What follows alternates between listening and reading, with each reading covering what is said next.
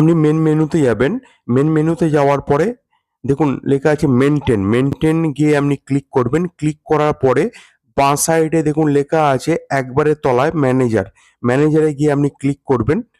তলায় একবারে ম্যানেজার, হ্যাঁ, একবারে তলায় নিয়ে আসুন। ম্যানেজারে গিয়ে ক্লিক করবেন। ম্যানেজারে ক্লিক করার পরে এখানে ফ্যাক্টরি ডিফল্ট বলে অপশন আছে। ফ্যাক্টরি ডিফল্টটা অপশন করে ক্লিক করবেন। ওকে করবেন। ওকে করে আপনার যে ডিভিআর বা এনভিআর এর যে পাসওয়ার্ডটি দেওয়া আছে সেই পাসওয়ার্ডটি এখানে পুট করবেন।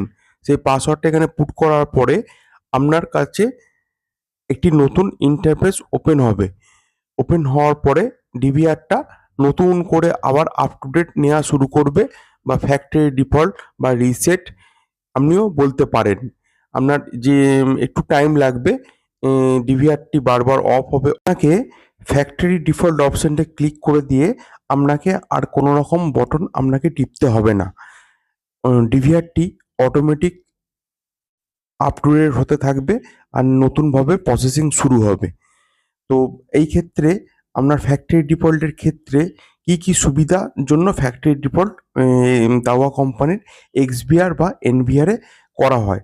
প্রথমত এক্সবিআর বা এনভিআর ফ্যাক্টরি ডিফল্ট বা রিসেটও বলতে পারেন, ঠিক আছে?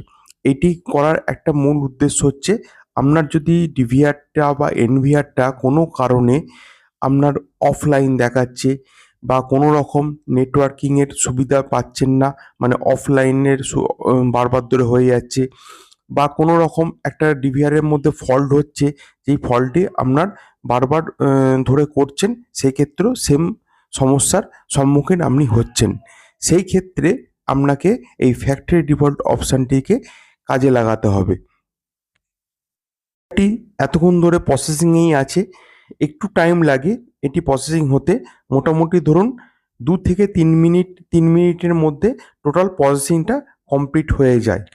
আর বা এনভিআর বা এক্সভিআর বলতে পারেন আপনার প্রসেসিং কমপ্লিটের মুখে। এবার আপনার কাছে ডিভিআর বা এনভিআর এর আপনার ইন্টারফেসটি ওপেন হবে। আগের ভিডিওতে দেখানো আছে, দেখবেন যে প্রথম প্রাথমিক স্টেজ কিভাবে কনফিগার করা হয়। এইখানে ভিডিওটি শেষ করলাম।